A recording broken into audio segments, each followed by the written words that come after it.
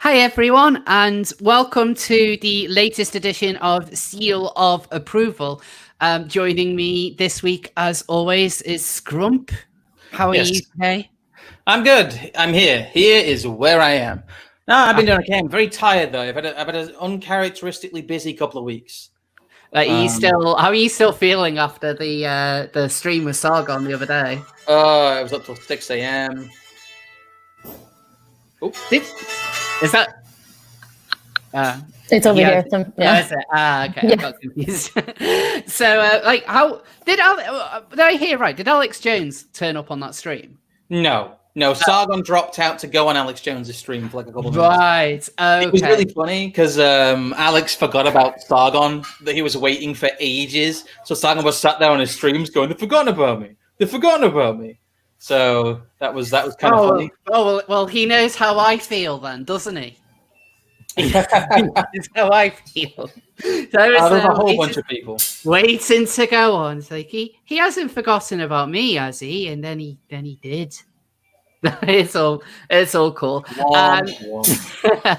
And joining us is Ariel. How are you? Hey, what's going on? How's everybody doing? It's been a very kind of stressful couple of days with for us. It's just like everything. Like there's only really 2 news stories on right now, but like both of them are just kind of so big and all encompassing that it is kind of exhausting. Just what are the 2 news stories besides? Well, what's the other news story? Voter fraud, and then COVID. Yeah. What's new about COVID? Well, we've had a second lockdown here in the UK. Yeah.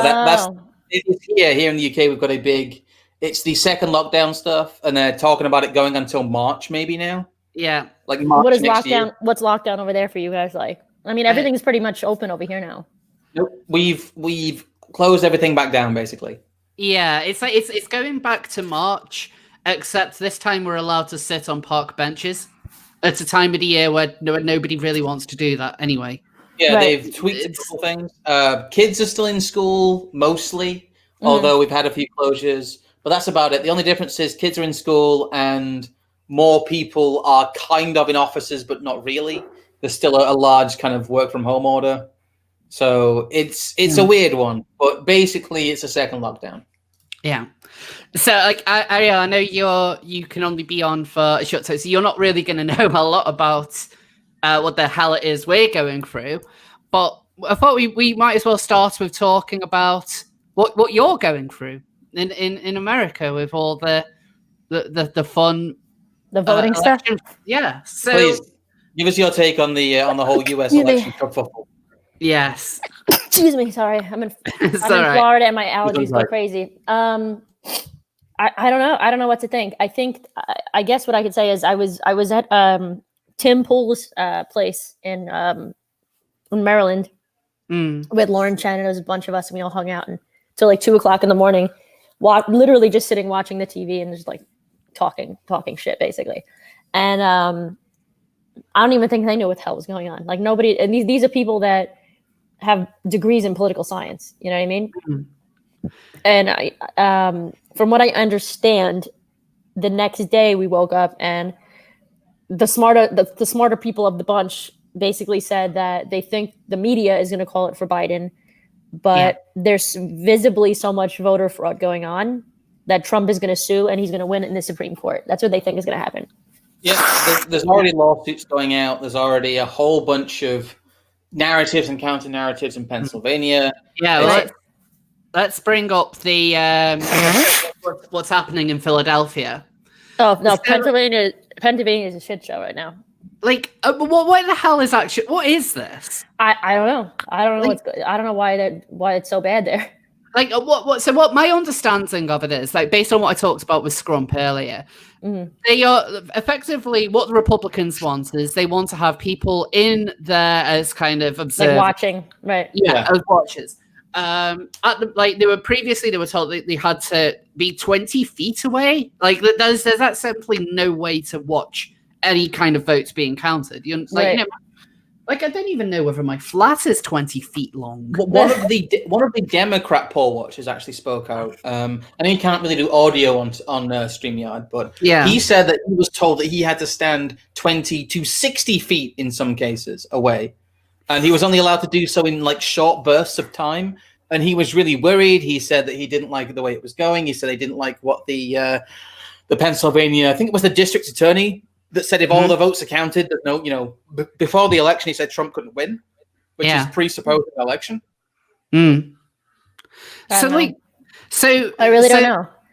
So this ended up going to court, and now they are allowed to stand closer to it. Do I have that right?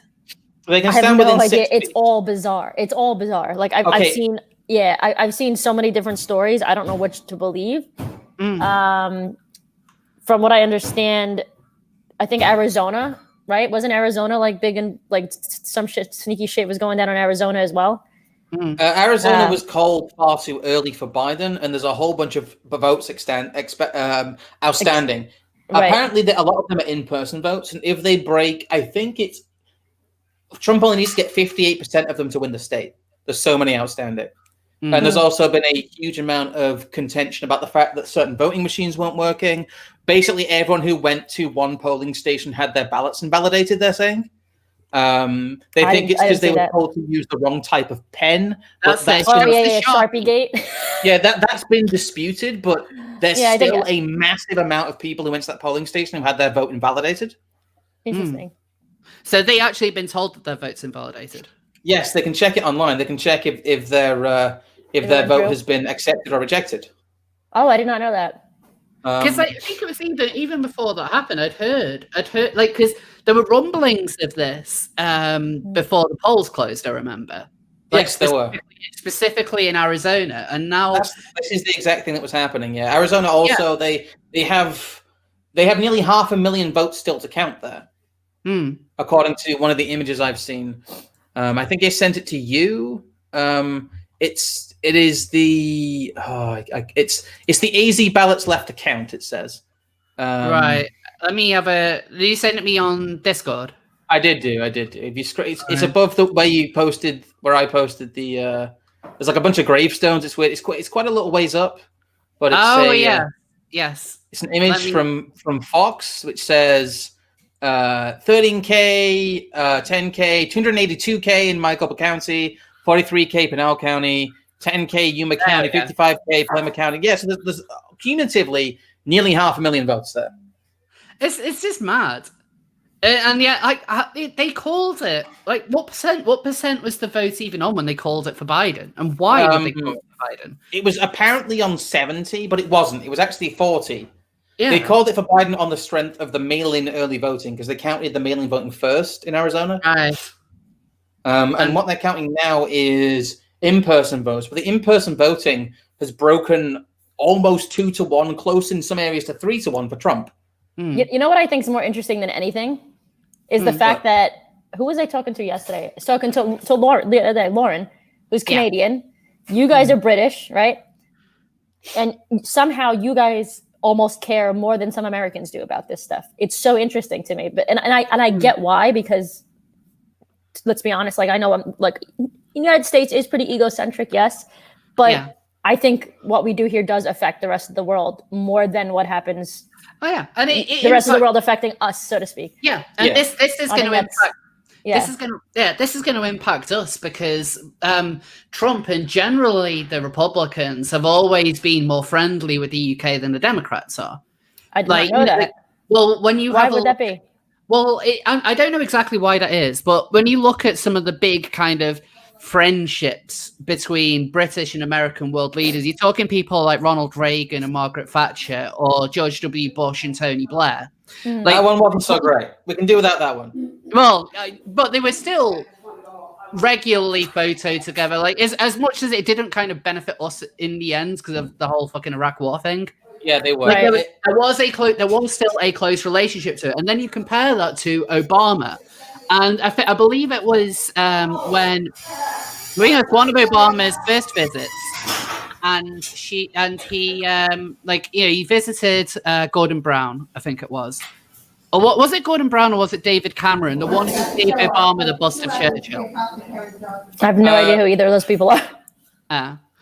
Both of them former prime ministers. I can't remember whether it was Gordon Brown or David Cameron. And they gave Obama. I think it was Cameron, right. Actually. So he gave Obama a bust of Winston Churchill, and in return, Obama basically got someone to go to Walmart and pick up a load of American random DVDs, which of course don't work on British DVD players. Anyway. Yeah, he gave him some NCSC DVDs, which is hilarious because they don't even work. Yeah.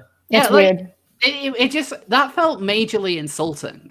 Like, it genuinely felt insulting because it felt like such a kind of afterthought. They weren't taking it seriously. Yeah. Well, yeah. I mean, and then when you have the way in which like Pelosi and Biden have spoke about the current Brexit situation, they've made it very clear that the kind of free trade agreements that the UK currently wants with America isn't as likely to happen under them. Like, they're very much more pro-EU. Biden... Well, they want big government, right? That's really what it comes down to. Yeah. Biden seems to be a lot more kind of like pro-IRA, weirdly. and so... Wait, what's IRA? The Irish Republican Army. The whole Northern Ireland thing, yeah. Yeah, okay. The whole... Yeah, they are... terrorists. Basically. Before we get too far off topic, though, where do you see this going, Ariel? Do you agree with kind of Tim and some of the others who think that Trump's still going to win? Or I don't know. I think he's going to put up a fight no matter what. Obviously, here's what I think. Right now, they're saying that Biden has more votes than Obama did. You know what I mean? In 2008, I don't know if I believe that. Or 2012 or whatever election. Yeah, 2008. Really, I don't know if I believe that. No, nobody does. Okay, it doesn't seem right. Like, just looking at all the rallies alone. Yes, nobody ever showed up for these rallies for Biden. Is that just because every single person at these that was going to go to these supposed rallies was afraid of COVID? I don't think so. No, you know, because most of the people that support Biden are younger anyway. Yes, they are. So it doesn't make sense. They would have at least come to some of these like they put on like concerts with Bon Jovi that I found out later from someone who tried to go there, where they were like party activist only events. Mm-hmm. It was really weird. They basically had closed events just with press and party activists. Yeah. And when they didn't, Biden got heckled by people. If you remember, there's that image of him. Did you see the Trump? Did you see the Amish, the Trump flags? I did do, yes. That was very funny. That was my favorite. There's a lot of people, because voter registration information is public. You can search voter registration information and see how people voted. Not see how they voted. No. Just to see that they're registered. To see that they're registered, what they're registered as, if they want that, and if they voted, just if they voted or not. Yeah, I'm a registered Democrat still. I haven't changed it. Yeah, you can see that. You can see someone's voter registration. The voting rolls are public. Mm-hmm. And there's been a huge amount of people looking up like friends that they have who've died, who have apparently voted. Or, you know... I saw that. Somebody died in like 1984 or something like that. Yeah. 1985, whatever it was. There's 7 people who voted in Michigan who, according to the voter rolls, were older than the oldest person who's currently alive in the world. I saw that. Yeah. It's interesting. But I said that Biden is supposed to, like, based on what's being reported, more people have voted for Biden than any other president in US history. Yeah, I don't believe that. I just don't. Yeah, like you say, like his events would get like 10 people. Look at the primaries. The primaries is the real indicator. He underperformed horrendously in the primaries. Yeah, there was no. Whereas Trump actually, even though he basically ran unopposed, he got record votes in the primaries, even though there was no real reason to vote for him. He was going to be the candidate. He didn't need it, right? Yeah. But people just wanted to go out and vote for Trump. If you saw it on election day, the election day numbers themselves, when they eventually came in without all these mysterious mail-in ballots appearing out of nowhere, it was ridiculously lopsided for Trump on election day and in-person voting in general. And where's the passion? Where is the passion for Biden at all? Whenever I see there is none. It's all the passion is for Trump. Even if it's negative passion. Yes, exactly. Like it's either I hate him or I love him, and I hate him, so I'll vote. I'll settle for Biden as a joke, you know. Exactly. Like anyone who's talking about it. Okay, let me ask you a question, Ariel. Yes. In your experience, what is the general voter turnout in America for general elections, for presidential elections? Oh, I don't even know. I think it's less than 50% though. Generally, it usually is. Yeah. It's really bad. Yeah, not that many people. Not that many people vote. I think it was like 58 for Obama or something like that. It was better this year, I think. Yeah. Did you know that in Wisconsin, 80% of registered voters apparently voted? 80%. I don't know if that's true. Like, I don't know if that, not that you're saying it's true, but like, I don't know if that's, do you think that's because they knew it was a big deal? Because I know Florida, like a lot more people registered to vote in Florida. It wasn't as high though. It was in the mid 60s. Was it? Florida. Okay. It was like, I think it was like 65% of the eligible adults voted. In Wisconsin, it was 80% of people, not just registered voters, 80% of people who could vote apparently did. It is a 20% rise from last time, more than 20% rise. And do you think they're faking that, or do you think it's legitimate? I think that was the state that had the ridiculous bump. If you remember, there was that vertical line where that was Wisconsin. And they just so happened to find like 140,000 votes for Biden. Yeah, but Biden didn't they say there was a typo though, or was that rebuked as well? That was in Virginia. In Virginia, they found 100,000 votes, and apparently it was only supposed to be 10,000. Oopsie doopsie. But in Wisconsin, they found 140,000 votes and zero extra votes for Trump. For anyone else. They're not even trying. None of it makes sense to me because unless this is like Democrat, like if this is Biden and his people. Oh shit! Sorry, I'm getting corrected by Trig in the chat. 87%. 80%. That's insane. 87. Well, that's more believable, right? I could 87%. Yeah. The thing which really kind of annoys me, I've seen a few people trying to push this, that this is some sort of, to kind of question any of this is, it's anti-democratic. It's kind of buying into a conspiracy theory. And these are from the same crowd that pushed the Russian collusion conspiracy for 4 years, which, by the way, for those who might have forgotten, nothing was found. Or the same people who pushed in the UK for a people's vote and to have Brexit overturned because people didn't understand what they were voting for, apparently. And it's these same people who then turn around to Republicans and say, well, no, it's anti-democratic that you're wanting to stop like new votes from coming in, new votes from kind of just being magically found, and every single one just so happens to the Democrats. Yeah, they keep saying, count every vote, and it's like, well, count every legal vote. Yeah, like, you had over 2 weeks previously. Like I voted a week and a half early because I knew I was going to be traveling and whatever. And plus, I just wanted to get it done with, Yeah. Here's another statistic for you.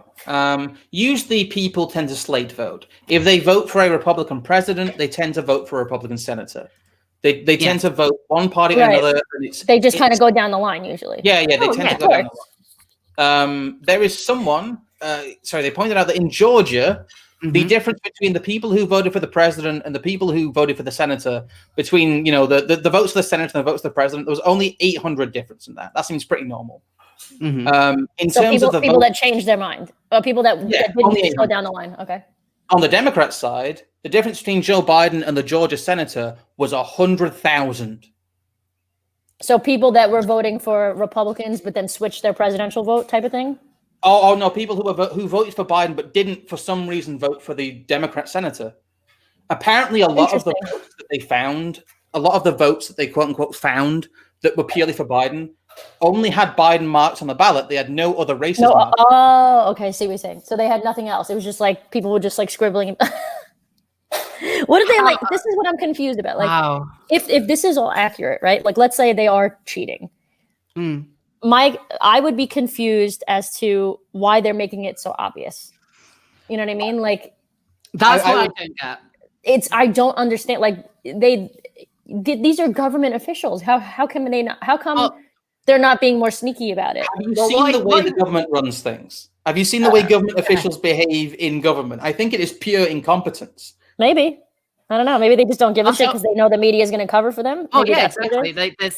They're going to be completely covered for. Like the media, like the US media in particular, has shown that they cannot and will not hold Biden to account. They made it obvious when they focused on, like the piss dossier about Trump, which there was no evidence for, or like the claim from like a few months ago where he'd called dead soldiers cowards. Like they focused a lot on that, but then when it came to Hunter Biden. They didn't even say shit about the laptop or anything. Yeah, the only thing which they've really done is say is try and dispute it. Like their default position was, this is a conspiracy from the Trump camp. Like they are not willing to hold Biden accountable. Look at the. That's the whole party. That's the whole party. That's why I left, because I did not want to be part of any party it's not just Democrats. This is just the left. That is constantly blaming everyone else for their problems. You know what I mean?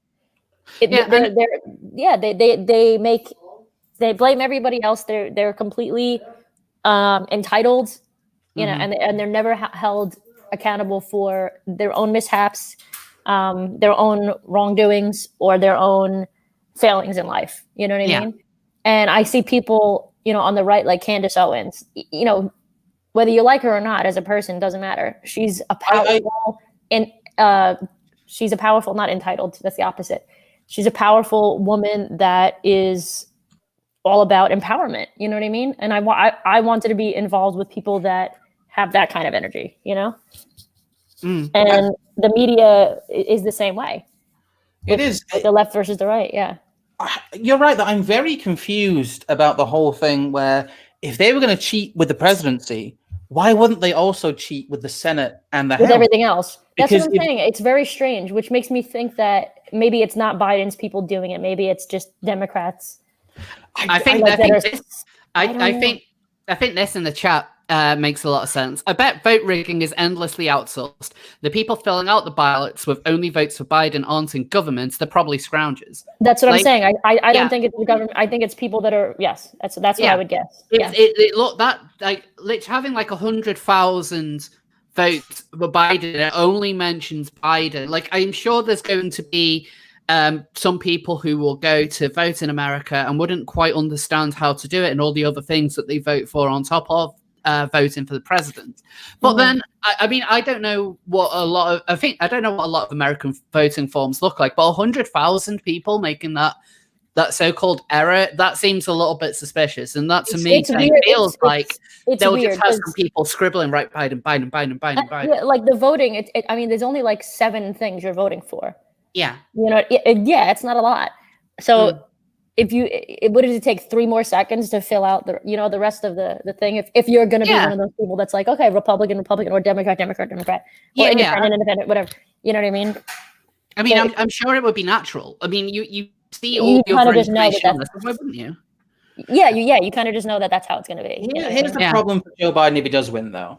If current trends, if the way that the House races are trending bears out, the Republicans will flip the House by a single seat, but they will flip the House. And they are going to retain the Senate, it looks like, too. They might that's what I was told. And Tim said that's actually arguably more important, he said. It is. It retains the Senate. So... Because then the president can try all they want. They're not going to be able to pass shit.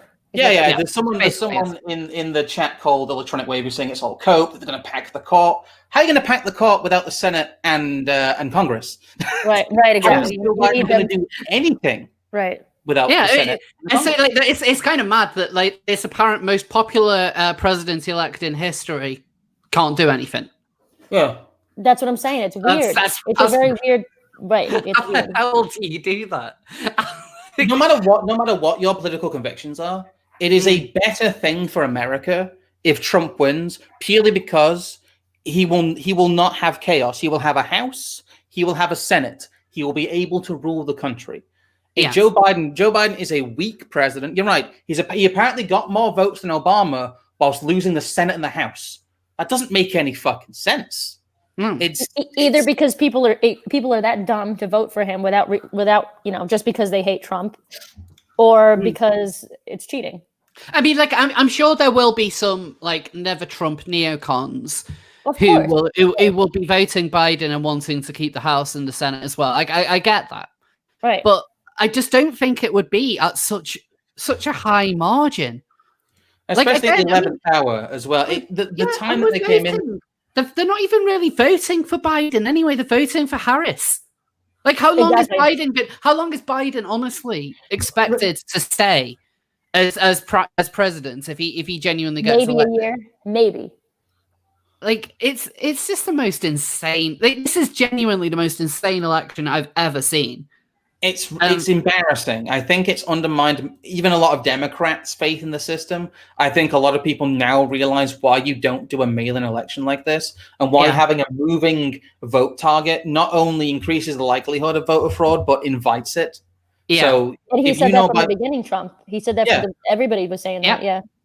Yeah. This is why you have in-person voting on paper ballots with voter ID. Right. We have many flaws in this country, but we are actually slowly bringing in voter ID here. It's been suspended because basically voting's been suspended here, unfortunately, because of the COVID stuff. We've had a couple of elections cancelled, which is very worrying. Yes. We had is it the local elections that have been delayed? Somebody made a really good point. Yeah, I think local elections. I know the London mayoral race was pushed back a year, but that's going to go to Sadiq Khan anyway, because what were you saying, Ariel? Sorry. No, I was gonna say somebody made a really funny point. They said he's gonna stay as the president for 2 years and a day, so Kamala can run for re-election 2 more times. Maybe. God. I mean, I don't know. I don't think people will, if they do win, I don't think they'd re-vote her in. That's my opinion. No, because they didn't vote her in the first place. They voted for him. You know what I mean? To me, if you're stupid enough to vote for Biden in his with his health conditions and everything, and I mean, you could agree with his politics, that's fine. But like, if you're stupid enough to vote for him in, with the way he is currently, not realizing that it's a vote for her, I don't think you're gonna I don't think these people realize that you really are voting for her. Does that make sense? I don't know if I made sense. That makes. No, I understand what you mean. You know what I'm trying to say? I don't think. Yeah. I know what you're trying to say. It's fine. Yeah. I think that. Like I said, I don't understand how they thought, if they did do this in an organized fashion. I don't know how they thought they'd get away with this.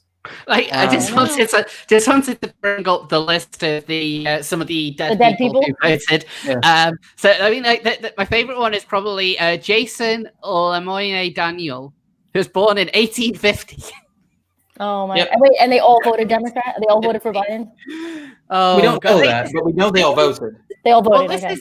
This is like that episode of The Simpsons where Sideshow Bob runs for mayor, and then it turns out. Well, yeah. So Applebab voted for Bob, and then all the pets, like the dead pets, the pet cemetery are voting Snowball for Bob. Not you, Snowball. No. Somebody said if Biden dies the day after being elected president, Kamala would be president, right? I think so. Yep, basically. Yeah. Yes. She comes right in. Yeah. He'd be keeled over. He'd be keeled over today. Yes. Yeah. And they called it. I mean, I think like the shortest presidency of all time was like 36 hours or something. Or it might have been a bit longer than that. It might have been 30 days or something. There's a president who demanded to do an inauguration speech in the middle of a storm and ended up getting pneumonia as a result of standing in the rain doing his speech. An idiot. And die. So, like, you can have an incredibly short presidency, and then they don't have to do another election after for 4 years. So you have your VP step in for you. Exactly. Yeah. So that could well happen to Biden. I mean, as to like what the actual kind of end game is, like there's no doubt that this goes to the Supreme Court. I Yeah, and I think the media has been setting this up all year, like with the narrative that Trump is trying to steal the election. Oh, look, he's raising all these concerns about mail-in votes. Oh, he's lying. He's trying to sow the seeds of disillusion. Like he's the one who's at the fault. Like they've set that they have like really kind of set the stage, and so like the media, it feels so wrong. Like this, I thought that honestly, I did think that were Biden to win, it wouldn't be like this. Something feels so wrong. But of course, it doesn't help as well that we're so partisan nowadays as when it comes to our political viewpoints. I know, it's either one or the other. It's not good. It's either one or the other. And so I don't think it's partisan to say, though, that if Biden is the most popular president in human history in America, statistically, why has he lost the Senate and the House? None of it makes sense. No, none of it makes sense. And I also think tactically, for the Democrats, this also doesn't make sense tactically.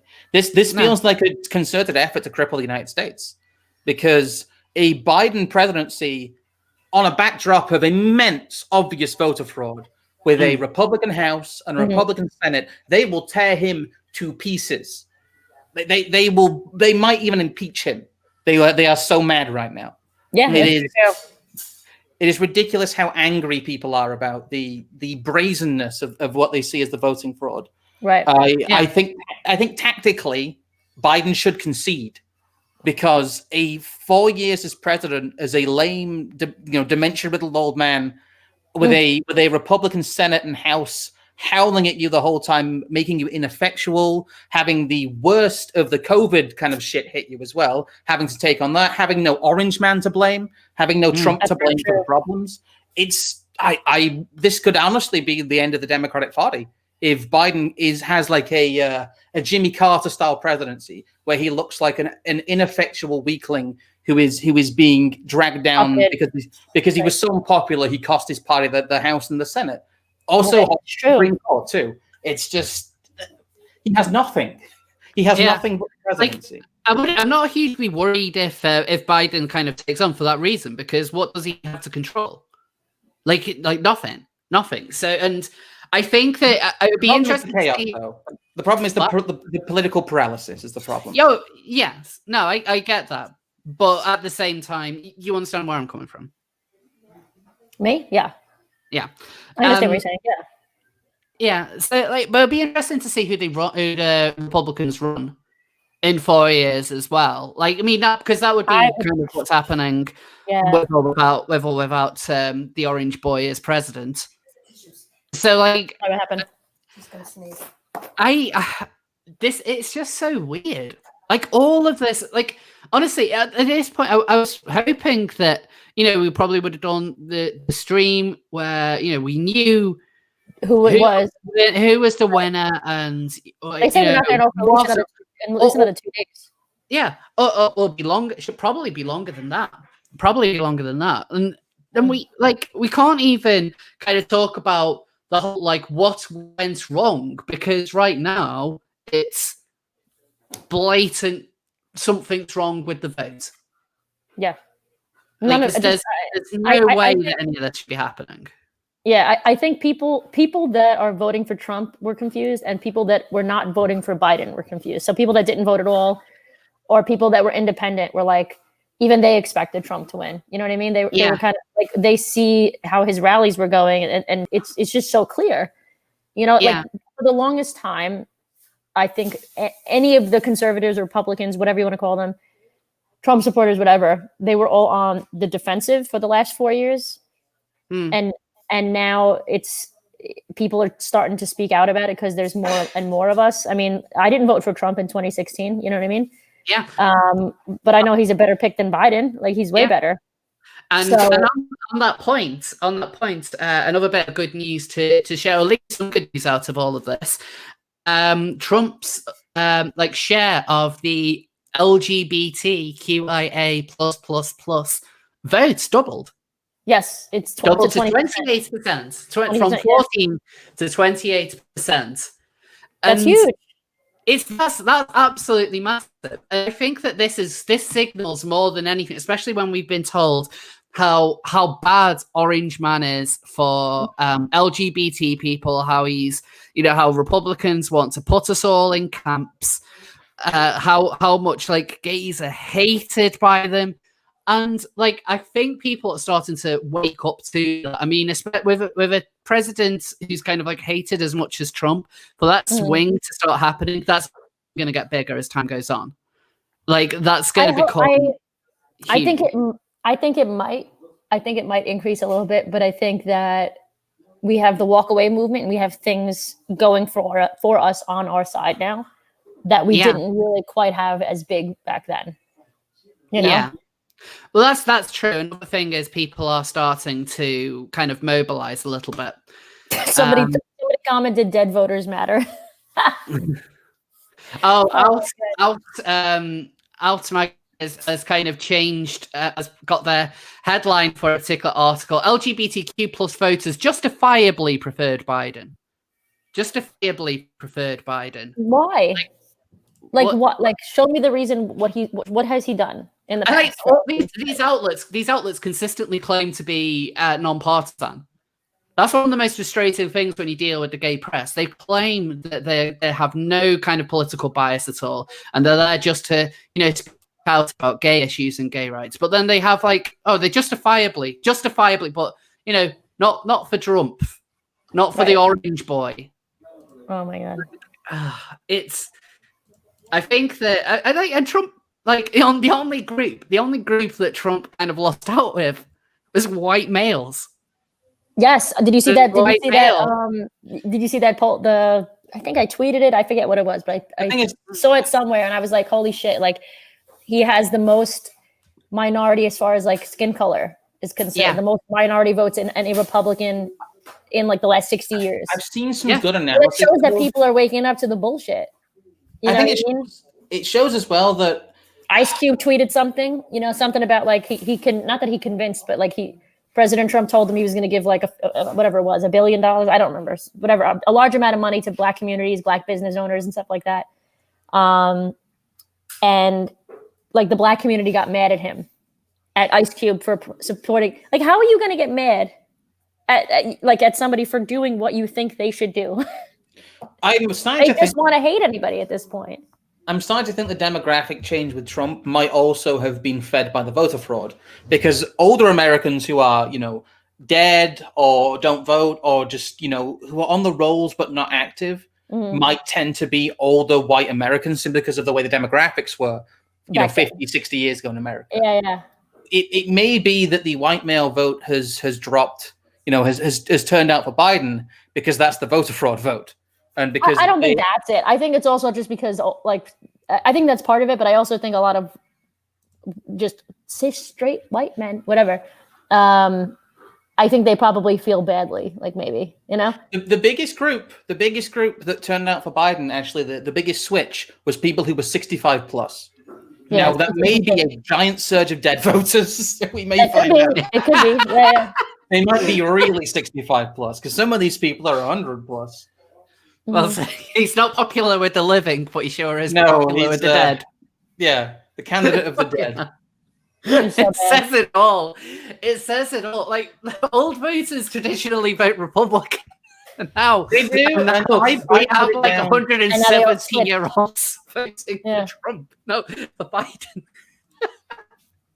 Oh my god, this is just the biggest shit show ever. It's bad. It's embarrassing. It's really embarrassing. One of my favorite things. I have to go, but before I go, one of my favorite things that came from all of this was calling out the hypocrisy as per usual with the progressive left, and how people were like, the progressive left constantly talks about how much they hate cops and old white men, and they fucking picked an old white man and a cop to run for president. I'm like, oh my god, like, you had 4 years. You couldn't figure this out. You couldn't pick somebody better. Andrew Yang was a better pick. Well, Tulsi Gabbard still should have got it. Like, I remain convinced that she was the Democrats' best candidate by far. You think so? Oh, absolutely. And like, I just remember how Gabbard completely annihilated Harris on stage, like basically just killed her her campaign to be the presidential nominee, and then she somehow comes. I gotta watch it. She was grossly unpopular throughout the whole thing. I mean, even though she had the like the kind of woman of color elements that a lot of progressives like, there were a lot of progressives are still very much aware of what her track record has actually been. But then as soon as she got the vice president nominee, a lot of people seem to forget that and started acting as though she's this, like kind of like, Biden's like, he's like the dad or like the sidekick. And yeah, and then you have like Kamala Harris, she's a mommy who's going to come and save America. It's like, where the hell has that come from? Like, it's insane. This is honestly just the most insane thing I've ever seen, and it's hard to talk about it coherently because I literally have no idea what's going on. I have no idea what's going on at all. Nobody knows. Nobody does. Nobody knows. Trump doesn't even know. I mean, he thinks he knows, but like he doesn't. How could he know for sure? Nobody. Like all it is, I think that we're about to have a very spicy couple of months. Like there is no way that like Trump, they fought him. They fought him the whole time he was in office. He's going to fight to stay in office. You know, the thing is, we have proven cases of dead people voting, just dozens of them coming in. We have proven cases of votes coming out of nowhere. We have statistics within turnout that makes no sense. We have statistics in deltas between down ticket races and the presidential ballot, which make no sense. None of this aligns with historical trends. None of this aligns with past elections. And to say that it is suspicious and irregular isn't a partisan thing. It is just... It's true. It's got to be true. There's got to be something happening. I love that logo, by the way, that somebody made. It's so funny. The fraud one. So it's so good, yeah. So one other thing I kind of wanted to point out, just because I saw this comment, I think like Karen's overwhelmingly voted Biden. Oh God, that was hilarious. They did it by name. I saw that. Who said that? Somebody posted that, and somebody was like, I saw this breakdown. And didn't it say somebody like all the Richards voted for Trump, and they were like, Dick voted for Trump. Karen's voted for Biden. Oh, it's so funny. And it's kind of true though. Like people that vote for Trump are kind of dicks. I mean, I'm kind of a dick. Yeah. We're proud of being dicks. Like, don't try and hide it. This is going to turn into that speech from Team America. What is it? This is going to turn into that speech from Team America about Dick Sputter's ass. You've never seen. You need to watch Team America. Team America is amazing. It's the puppet movie created by the guys from South Park. Oh, I haven't seen it. I love South Park though. They're like a parody America Defense Force kind of thing. Yeah, it's kind of like Thunderbirds. Yeah. But about terrorism, fighting the terrorists. Yeah, I gotta check it out. If it's hopefully it's like on Netflix, so I can watch it. Or something. I think it is. Yeah. Yeah. I think Team America's available to watch somewhere. But we won't keep it any longer than if you have to depart. I think the guys are almost done. I'm actually I gotta drive to go look at buy a car. So when I'm in Florida, I have a car here. Fair enough. Yeah. Yeah. Anyway, thank you so much. Thank you so much for coming on. Anyway. Of course. This isn't going to be a hugely long stream anyways. Like I said before, we've only got 2 stories to really kind of talk about, and the next one is going to be a lot more of a rant than anything else. The next time you have a stream, hopefully we'll have an answer to all this. Then that'll be a really long stream. Waiting for this deal of approval from next week. So anyway, thank you. Thank you so much for coming on, Ariel. I'll see you later. All right, bye, girl. Bye. Bye. Hey, you want to hear a horrifying statistic? What? In the election between Bush and Gore, where the state of Florida was the only state that was in dispute, it took them 36 days until Gore conceded. This is a much bigger mess than the 2000 election. We basically have Florida times 8 with a side of ridiculous voter fraud that is out in the open and Democrat officials disobeying court orders to allow Republican observers in the election. if this ever reaches the Supreme Court with what they've done, especially with the denial of the vote watchers, it's going to be a bloodbath. I honestly would not be surprised if the Supreme Court did not throw out the entire mail-in vote in some of these states. Just nullify it. Because they can do. Or just nullify ballots received after a certain date, or nullify ballots that don't reach certain conditions, and then demand a recount that's observed properly. Because this is an election with no integrity. This is an election that has no public trust. And whatever your political leanings, the result of this election needs to be in less doubt than it is now. There needs to be some levels of verification applied to this. But yeah, 36 days. It took 36 days to work out just Florida. Think where we are now. We are 77 days, I think. We are 77 days out from an inauguration of a president. And we have no get resolved by then. We have no trusted result in Georgia. We have no trusted result in Arizona. We have no trusted result in Nevada. We have no trusted result in Michigan. We have no trusted result in Wisconsin. We have no trusted result in Pennsylvania. And there are even doubts about the integrity of the election in Virginia. So we have 8 states with question marks over their election. It's going to be a hell of a ride. I'll say that much. So before we go on to the second story, apologies that that there is no seals of news. They're resting this week. We're having to rest them. Yeah, the seal. It's been a very busy week for the seals of news. So they're a bit overwhelmed by the weight of the fraud which is going on. So you gotta let them boys rest, like they need to. Here you go. I'll tell you what I do. I'll make a little montage of sleeping seals while we're doing this. Thank you. So I've got some super chats to read out. None your business with the $5. Personally, I think they called it before polls were closed to discourage voters not to vote. No proof, just my feelings. Well, they did that with Arizona when they called it for whilst there were still people in line. So there were still people in line to vote when they called that state. It was insanity. And the thing is, the people who called it were actually Fox News. Yes, which is weird as hell. It's just so strange. Like, you'd think if they're going to be biased, they'd be biased Republican way, but a lot of Fox News has actually recently been turning against Trump. They've been against Trump for a while. I mean, I know Trump only seems to. I don't know who Trump even likes on their side. I mean, maybe Tucker. Sean. He likes Tucker. He likes Tucker. What about Sean Hannity? I think he likes Tucker, and I think he's kind of ambivalent on Hannity right now. I'm not 100%, but he seems to be kind of ambivalent. I don't know. He definitely likes Tucker, though. Well, everyone likes Tucker.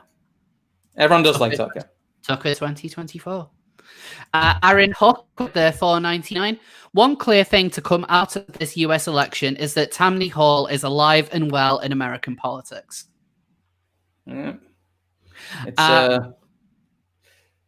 not been great. Mr. Floppy Knickers with the $5. The reason they're being obvious is DC. DC voted 93% Democrat. The FBI, Justice, and State Department, all the groups that would need to prosecute, are all Dem.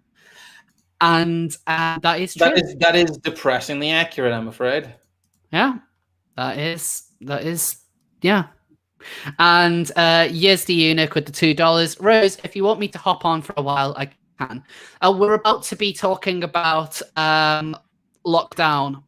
Yeah, the UK lockdown stuff. We're going to try and keep it quite brief, so we probably won't be having any more guests this week. But, so apologies for that. Maybe some other time.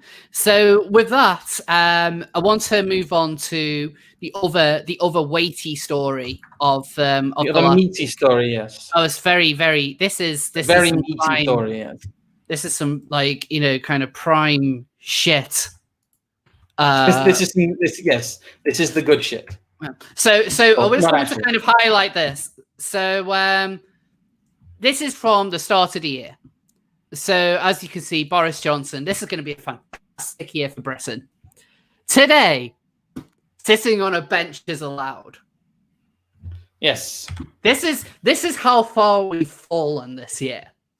This is how, what are your thoughts on this new lockdown that the UK has gone into? So for those of you who are in America or in the UK, basically, despite things here not really being as bad as they're being made out to be, basically almost the entirety of Parliament voted to bring about a second lockdown. So we're going back into the same position that we were in at the end of March. There's a few more things that we're allowed to do. Like you said, like I mentioned just then, you're allowed to sit on a bench. We're allowed to go out for exercise as often as we want. That's another nice point. I'm very glad that they gave that to us. But they're doing this despite being given basically out of date and false information by the kind of government's chief scientific advisors, who used a wildly out of date projection that showed that the UK could be seeing up to 4,000 deaths a day. Well, that's what they said last. This was the justification last time. Yeah. And then they were like, oh, well, the deaths didn't materialize. That means it worked. No, wait, it didn't work. It's still spreading. Wait, lockdown again. No, wait, it seems that no matter what happens, whether people die or not, that lockdown seems to be a goal in of itself with certain advisors in the government. Yeah, it is. Like, that seems to be like it's a cult within itself. It's an absolute cult within itself. And it majorly frustrates me because of everything which I went through in the last lockdown. Like, it wasn't an easy time for me. It was awful. And so we now have to go through it again. I just want to share this list of all the MPs who voted against it. Almost all of them are Conservative. I believe that there's, I think it's about 5 of them might be, well, a few of them are independents. There's one from the DUP. But otherwise, this is a list of Conservative MPs who voted against it. Big names: Esther McVey, Ian Duncan Smith, Steve Baker. So but not many. Like, nowhere near enough. So as a result of that, Boris and his pals have basically voted to destroy this country. And it makes me so angry that they're doing this when there is no science that really says lockdowns, are the best. That's the only option that we have. Sweden is evidence of that. And yeah, I believe the only data, the only evidence that Boris Johnson are opinion polls which validate lockdowns. Like, yes. I'm convinced that's the only reason why they do it, because the Tories want power. They want to keep power as much as possible, and so they will say and do whatever it takes just so they can hold on to power. And right now, in the short term, lockdowns seem to be bizarrely what is popular in the country. Like, people want to be told that's what the polls where they can go. Like, the polls in America also said that Joe Biden was 10 points clear nationally. That is true. That is true. Let's not take too much stock in polls, eh? But we put too much on them. Boris is putting too much on it. But there are some things that we are allowed to do. I think that there's one in particular which kind of sums up the entire situation. So we're basically being told that if we want to travel abroad, there's only very specific circumstances where we can do it. So, for example, if you're doing it for work purposes. But thankfully, Matt Hancock told us that you can fly abroad if you want to die. If you want to go ahead and kill yourself, that's fine. Flying abroad for assisted suicide is legal, which is grimly funny, but also kind of concerning. That is one of the few provisos that they give for. Yes, when you can and cannot go abroad. It's a perfect kind of just sentence of this to sum up this year. Like, if it wasn't depressing enough, you can go abroad providing you die whilst you're over there. Yep. So what are you doing back here? You said you were going to kill yourself. Whoa. Like, you'd actually get fucking COVID, the COVID marshals round at your house because you're still alive. Yep. So the lockdown is supposed to last until the 2nd of December, but I don't believe that. Do you believe it, Scrump? Well, the big indicator is the government's furlough scheme, which has actually been extended through what is it? March? Yeah. End of March, specifically.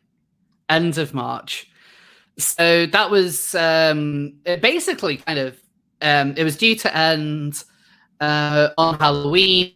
Then they extended it for a month when they announced this new lockdown, and now they've extended it through to March. And I think that is that's so if lockdown is if by some miracle lockdown is lifted on the 2nd of December, I think if that happens, then in January there'll be another lockdown.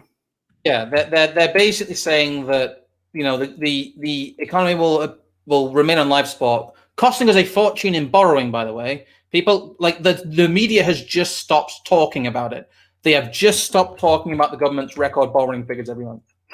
It is wartime level borrowing we are doing, and no one seems to be allowed to talk about it. It is we're going to be paying for this for the next 50 years. If it's through till March, that is record levels of borrowing throughout basically an entire year. It's going to be insane. Oh, and I've created for you the sleeping seals of news, though. Let's have a quick break from before we get back to the misery. Let's have a look at some sleeping seals of news, because these are very important, boys. And let's see. Here's the seals of news. Live footage of them resting. There they are. Oh, look at them. Aren't they cozy? Aren't they? They're very cozy. Look at them. They're all asleep. So they are the sleeping seals. So there's a few other things that have been happening in the lockdown as well. Let me try and bring up. Do you see what's happening in Manchester? Yes, I have seen the Manchester stuff. So I've got the story there. Yeah, I'm just trying to bring up. So I've got a video on one of my tabs as well. Let me flick through. I must have closed it. So I've got a video. So the video's there. So is like around a campus at the University of Manchester, without telling anyone, they just decided to put up a fence. Oh yes, yes. This has been a long-running thing. Like, what do you mean long running? They've basically been locking students in their accommodation all year. Oh right, yes, you're right. And it's in fact one of the important things to mention here, as you can probably see in that tweet, someone on that campus committed suicide not too long ago. I think it might have been reported in the news, and so you already have a very tense, kind of nervous, like group of young people. First time, most of them will be living away from home, spending thousands of pounds to sit in a room and just study on a laptop. Meanwhile, their uni, without telling anyone, builds the Berlin Wall around their campus. Yes, now they sealed them. Yeah, they've sealed them in, and there's a tweet from the University of Manchester just saying, like you're free to come and go as you please. But it felt very much like Hotel California. Like you can check out anytime you like, but you can never leave. Like. It's so sinister. And another, let me find where the here's the other one. So this happened. This next one happened yesterday. Let me make sure this is muted. So what's being shown here is a mother and daughter who went to basically get their grandmother from a nursing home. They haven't seen her in a very long time. The mother in this instance is a former qualified nurse. The grandma has dementia. They went to collect her, so it's just so the family could be together. I mean, it's to have that kind of separation, especially as someone who has dementia and will be, because of this lack of contact between the family, this will be highly damaging to them. And like, so you need to make sure these people get to be together, and because they simply haven't. They made the decision, right? We're gonna break out grandma. We're gonna break grandma out of the care home. Rescuing grandma, yes. Yeah, and they didn't actually get very far before the police pulled them over, and the care home came back to pick up grandma. The mother was arrested, but was eventually kind of released, no charge. But this is the reality that we're currently in. This is one of the worst things I've seen of this year. Like, this is real, like, destruction of us, of the fabrics of society. Like, I know that sounds like a very alarmist thing to say, but I can't help but feel like we have so many of our own personal actions, who we can see, who we can, where we can go, whether it's with a good reason or not. They've even made announcements that you can't meet up. If you're not allowed to meet up with someone outside of your own household for sex. It's this kind of like policing of what people can and cannot do that troubles me about lockdown the most, even more so than the absolute economic destruction that this is bringing. Because lots of relationships are going to, well, not just mean like romantic relationships, but family bonds. That so much is going to deteriorate as a result, and it's going to take so much work to get it back to like pre-pandemic levels. Those of us who keep an eye on the international initiatives, let's say, a lot of this seems deliberate. It seems like a deliberate attempt to dismantle our society, just like they attempted to do so in the US, and are still attempt to do so in many ways. But a lockdown would have accelerated that and made it worse. Yes. They did not have a national lockdown there. He left it up to the states, which was a good move because certain states didn't have a lockdown and fared a lot better, and also have had less deaths in those areas too. Yes. Surprisingly, like South Dakota is somewhere that never locks down. And they've not had an explosion of deaths. Yes, they are more rural, but again, it seems to be there's no correlation between lockdowns and COVID responses. We've had places like Sweden, which is an outlier. We've had places like Italy, Spain that have locked down. Italy locked down very harshly and suffered very greatly. The UK has locked down. This is now our second lockdown, and we have more deaths per capita than Sweden does. And you have places like Africa and India where basically they're just not worrying about the virus and they're not having like mass death. They're not seeing mass death happening there. It's not enough to affect them. There's no protest in the street because everybody's dying. They don't have a particularly aged population, so they're just not noticing. They have less people over the age of 70 than we do, especially in Africa. So it's not an issue for them. It's not really affecting them. And no one is talking about that. No one is talking about Africa and basically India as continents. That they are almost unaffected by this. It's crazy. I mean, you don't often think about it, really. I mean, there's something which is supposed to be, which is kind of put across as being so lethal, so so destructive. Places like Africa, India, the Middle East. I know that there was Iran initially, but it was very difficult to kind of understand exactly what was going on. Yeah, it's a very close nation. A lot of so you're not really much. But a lot of it ripped through that elder leadership. A big problem as well is like, if this disease was like it says, they said that poverty is an indicator of death. They says because black people, ethnic minorities in the UK tend to be quote unquote poorer or more economically disadvantaged. They say that it kills them at a more disproportionate rate.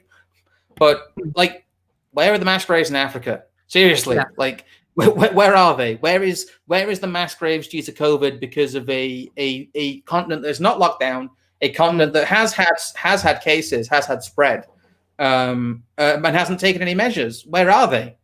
Yeah. Where are these piles of bodies we're supposed to see? It's this year, like, you know, I Scooter has it right.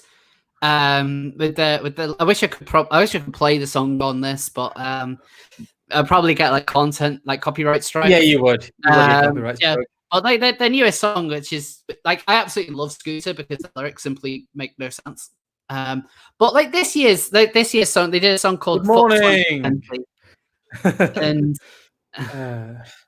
and so, like, you know, like that makes sense. I mean, normally that they would go on about things like the painted cow.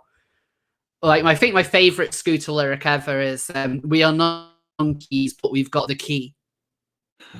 Just because, so it just kind of sounds like really kind of deep and philosophical, but actually makes no sense. Yeah. Here's just a quick point. So, how accurate is the reporting out of Africa? Well, the thing is, we're not hearing anything at all.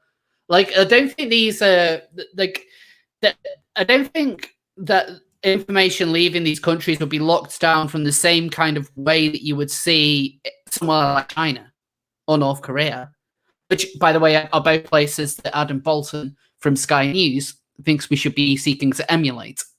Yeah. In terms of our response, which is really fucking strange.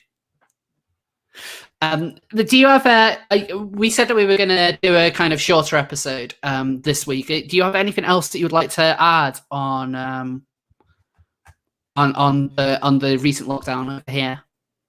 Not really. I couldn't even find any good news this week. No good news.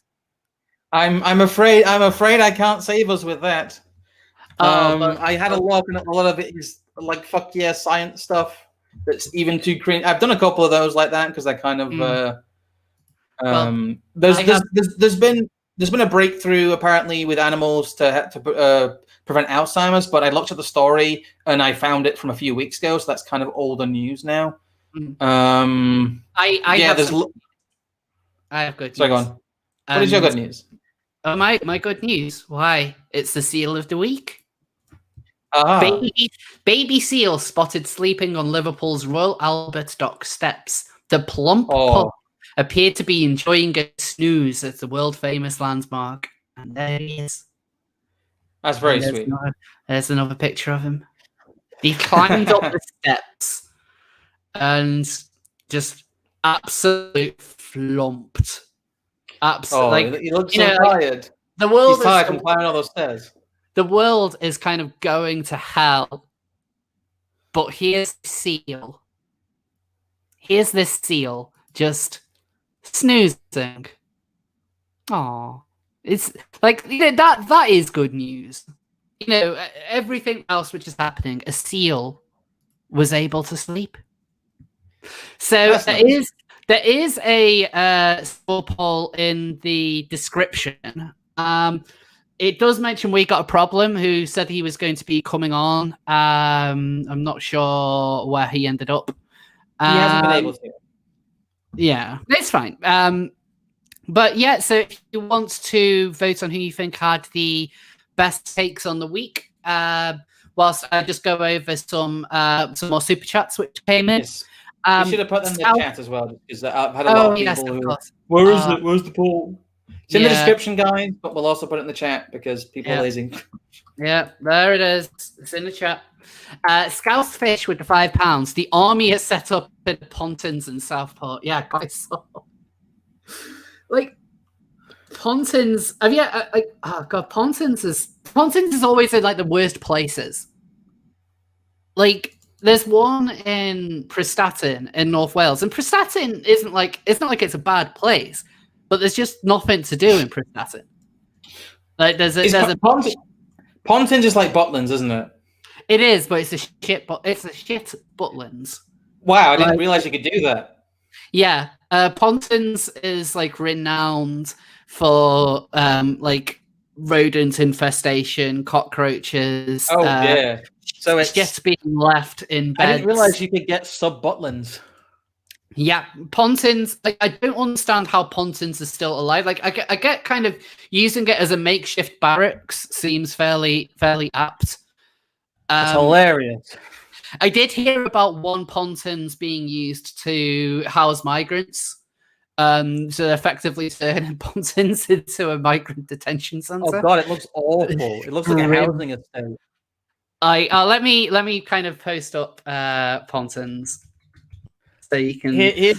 I'll put it in your Discord. But here's the image of the army at the Pontins. Look at those buildings. God, let me just open it up. Oh wait, that's in the wrong bit. Damn it. Oh, why am I acting like a fool? There we go. It is pretty grim. The only thing missing is you. Here's another image from Pontins. From this might be from a couple of years ago, but oh God. Yeah, this is Pontins. That's basically when you get there, that's what you see. Like, you know, why would you want to go to Disneyland or Alton Towers? You can just, oh God, it's so grim.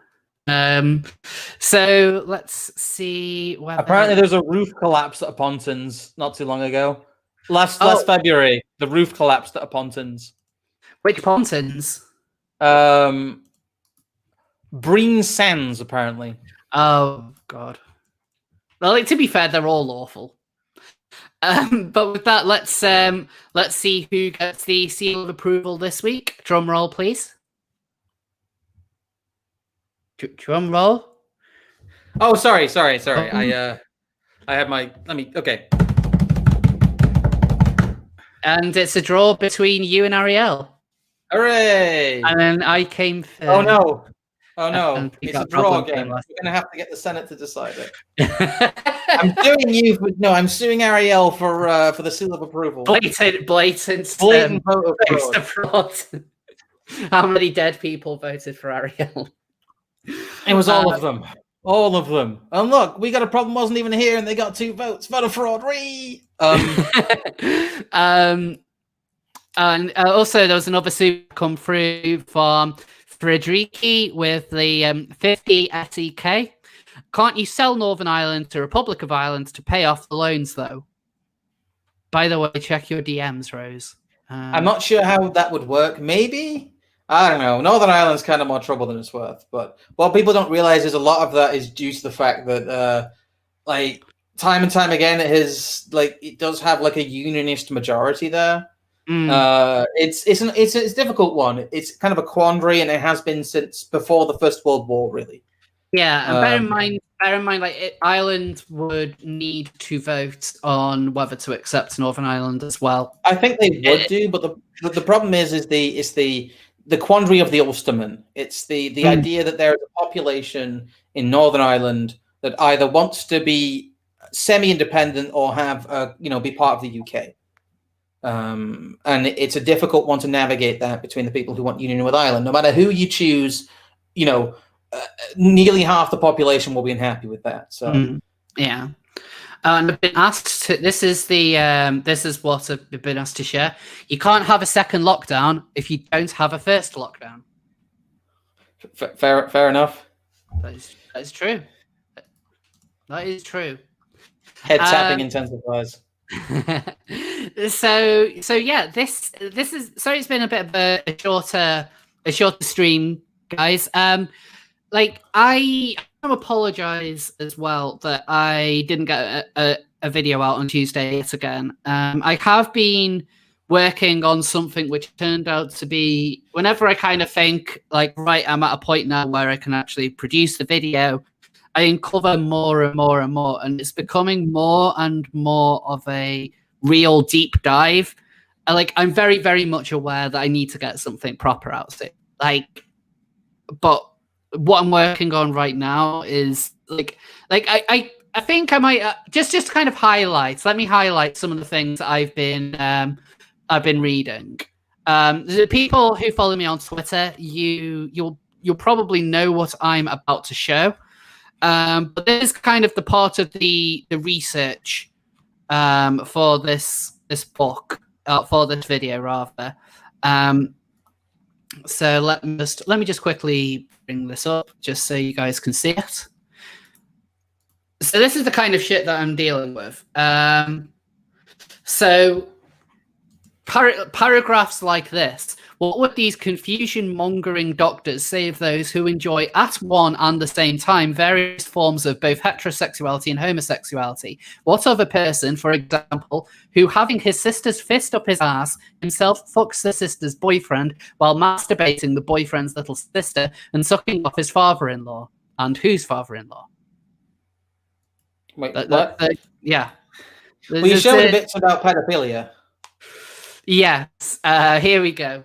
Yes, this is from the same book. It's called Towards Gay Communism by Mario Miele. This is what he has to say about pedophilia. We revolutionary queers see in the child not so Oedipus or the future Oedipus as the potentially free human being. We do indeed love children. We are able to desire them erotically in response to their own erotic wishes, and we can openly and with open arms grasp the rush of sensuality that they pour out and make love with them. That is why paedophilia is so strictly condemned. It sends messages of love to the child, whom society, through the family, seeks to traumatize, educastrate, and negate, imposing on the child's eroticism of the Oedipal grid. The oppressive heterosexual society forces the child into a period of latency, but this is nothing but the deadly introduction to the prison of a latent life. Paedophilia, on the other hand, is an arrow of libido directed at the fetus. Yeah, diagnosis nonce. Yes, exactly.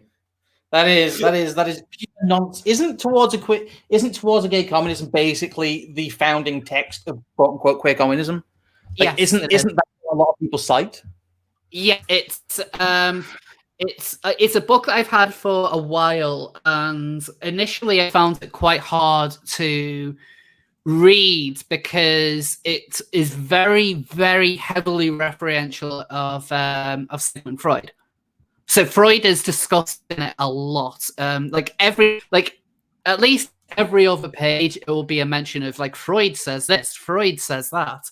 And so there was a lot of terms that were being used. And so at first I thought some of the things that were being said were just absolutely absurd. Unbelievable. I mean, there are, but then I kind of had to realize what bits were directly referencing Freud and what was this guy, which bits were just this guy being an absolute degenerate. So he mentions things like the Oedipus complex, which is the idea that a boy hates his father and wants to make, is sexually attracted to his mother at a young age. So that's kind of referenced in it a lot, but he very much blurs the line between where he's kind of talking about Freudian theory and when he is actually advocating for it.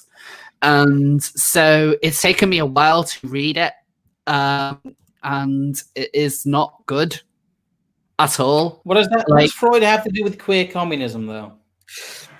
So the reason why he mentions Freud a lot is because Freud did work on homosexuality and Freud's ideas on where, not so much kind of where homosexuality comes from, but how Freud would believe that it would be repressed as like a child is growing up. A lot of Freud's ideas have been widely discredited, but because a lot of what Freud says is more to do with like this kind of sounds of like kind of sexual degenerate freedom, that I think is a kind of core component when it comes to actually looking at what queer theory is.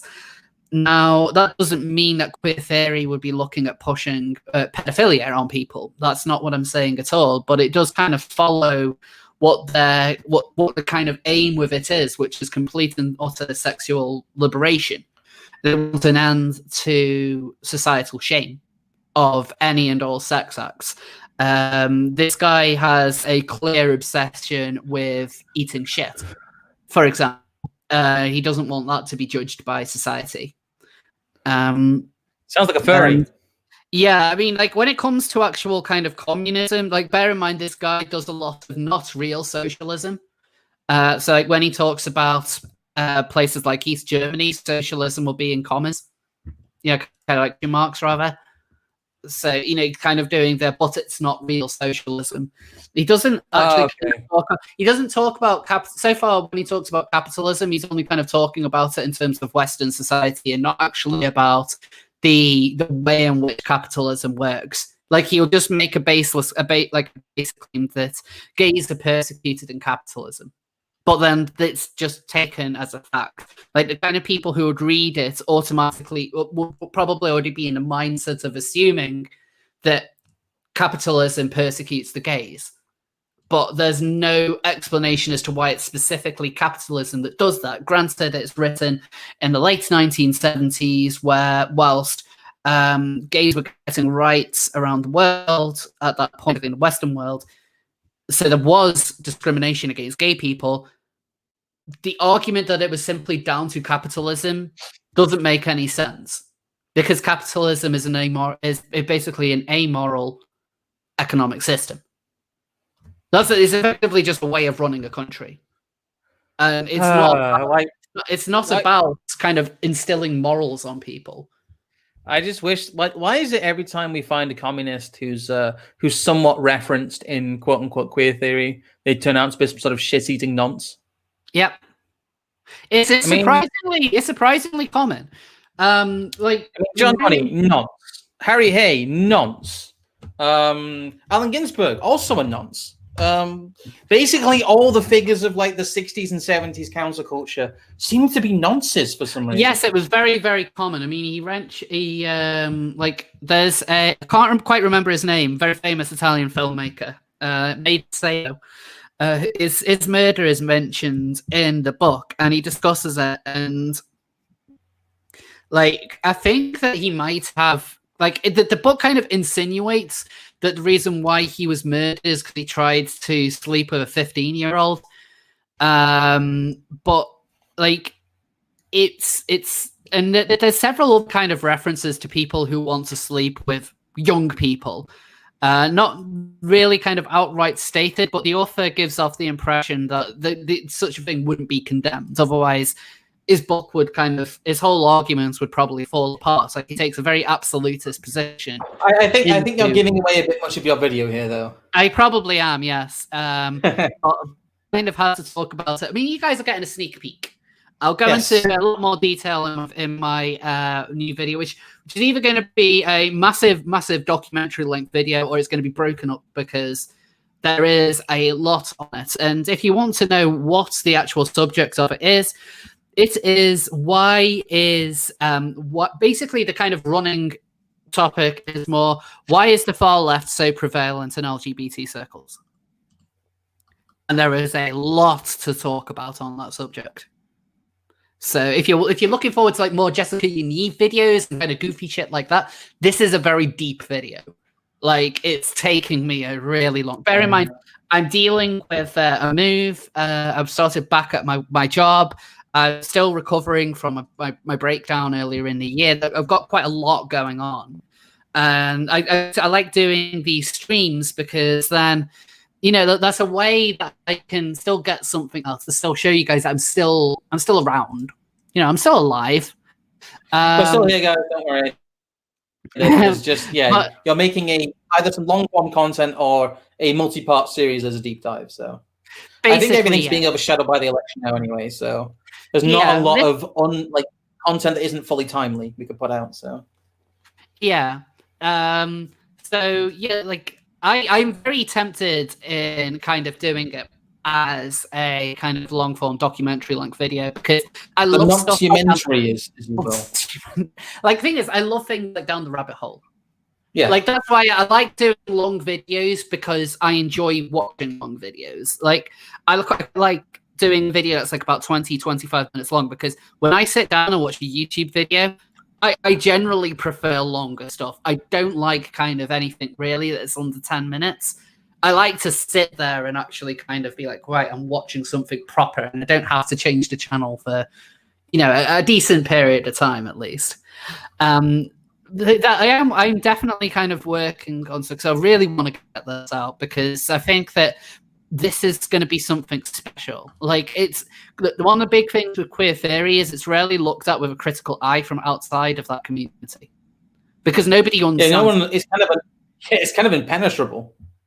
It is. It is a very because there's a lot of kind of theory that people like understand, but especially because it's so kind of like anchored in academia, more so than kind of anything else. It is very hard to kind of break through that, and I fully expect there to be backlash on from academia, kind of academics when I do it, but these are people who are purely coming at it from an ideological point of view. When you read things like queer theory, all of it kind of talks purely out of their own ideology. Like, again, any identity politics movement, they all talk from they act as though, if they claim that oppression is systemic, that is an absolute, that is an inarguable fact. It's like if you talk to a radical feminist and they talk about patriarchy, it's like that is that's kind of like the worldview that you have to have in order to kind of break through and start having that kind of conversation. And queer theory is almost like that on steroids. Like, at least with radical feminism, there's just the patriarchy angle, which I don't agree with. But that's just like the one level you can at the very least understand where some of these people are coming from. But yeah, you can understand on a historical level about the particularly on a historical level, yes. But when you're talking about modern day, in the here and now, right this second, I think the conversation is very different to what it would have been even 40, 50 years ago. It's kind of been like Americans complaining about the King of England still, Yes, it's a problem that's kind of gone away. So. Yeah, but you can still kind of recognize where they're coming from. Like, you can still understand the kind of basic concepts of it. But with queer theory, you have patriarchy, although patriarchy is being instilled for different reasons, and then you also have to throw in more kind of like sexual liberation. You've got to throw in your socialism angle into it. You've got to throw in your left-wing angle, because that's what all of this is kind of. It's kind of based around evolving the Marxist ideas of classes, moving. I mean, in this book, I won't mention because I'm going to talk about it in the video, but yeah, you kind of see the evolution away from the classical Marxist view of what a class was when talking about the bourgeoisie and the proletariat, and then you're seeing that kind of moving into an identity. It's kind of almost like a birth of identity politics, and it's kind of interesting. Yeah, but it's not the only book or kind of text of that type. There's some stuff that I've been reading that's from the late 80s, early 90s that literally looks like it's from a Medium blog today. It's really, really before its time in a very scary way. Yes, it is kind of scary. So that. So yeah, I am really sorry that it just hasn't come out yet. I want it to be good, and with everything else kind of coming out, what I don't want to do is just kind of rush out content for the sake of content. I want to make sure that I'm doing things that people are going to enjoy. Well, we're still here. We're still doing the seals are still being approved. So. The seal, I mean, yeah, that is important. I mean, I am also thinking of doing a video on my top 10 seals. So if you guys that is a very good idea. I would watch the shit out of that. If you guys would like to see a video where I talk in detail about the top 10 species of seal, please let me know. Please let me know, and you may get a seal in review. But yes, thank you for tuning in this week, guys. Sorry, it's been kind of I guess it's not been much shorter than usual. We've had a bit of an update and outro here, a bit of a sneak peek of a next video. So do stay tuned for that. Yeah, it's a bit of a different video. Just to quickly answer this, what about a year in review? Yes, there will absolutely be a year in review. Yeah, that will happen. Anyway, yeah, thanks everyone for tuning in. We do have to kind of cut this short, but I really appreciate you all tuning in. I really appreciate everyone who has sent in a super chat, to the people who support me on Patreon and Subscribestar, the people who are channel members, just everyone who kind of follows me, watches my content, shares it, like all of that stuff. I mean, it's great. It's, you know, that kind of support really means a lot, and it does mean a lot to me. And so, yeah, thank you everyone. So me and Scrump will leave you there. We'll see you back next Wednesday, usual time. Yes, it should be next Wednesday, I think. Yes, it'll be next Wednesday. Yes. So we'll see you then with some more guests and some more seals. Bye guys.